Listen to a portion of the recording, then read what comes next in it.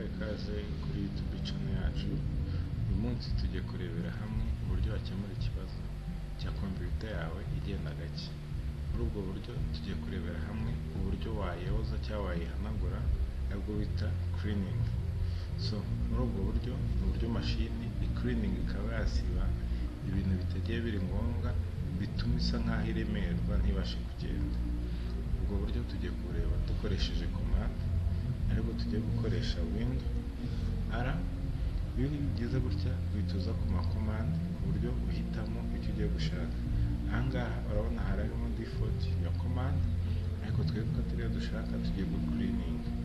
Cleaning ni hano clean mg, dukandaho. Tumara kwakandaho turasabwa kwemeza ko twemeje ko dushaka cleaning.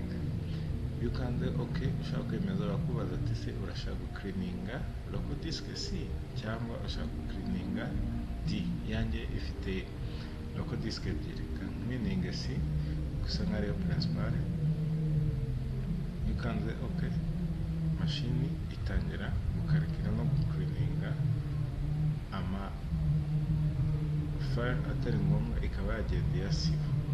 Imaze gucleaninga igenda ikwereka bimwe mu byo yabonye bisa nkaho bituma mashini itihuta. None ikakubaza ikakubwira ati niduhitamo ibi ngibi twabasha kubona amamegabyte 371.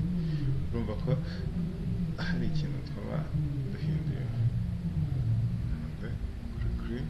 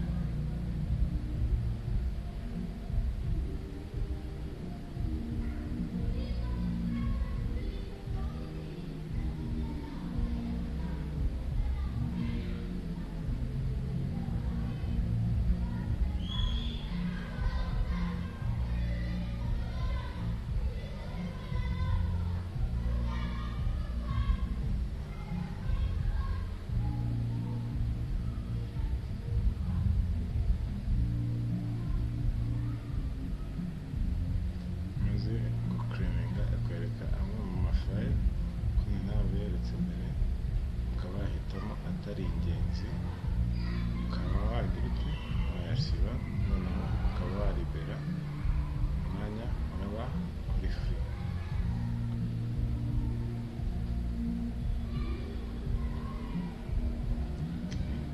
Noneho hano barakubwira ati numara kubikora urasabwa ko ugomba kuyirestatinga. Okay, nsabye gusiba izo document yo kuzisiba.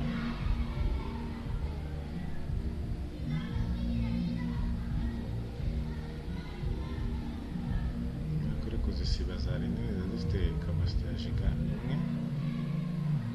400 megabyte.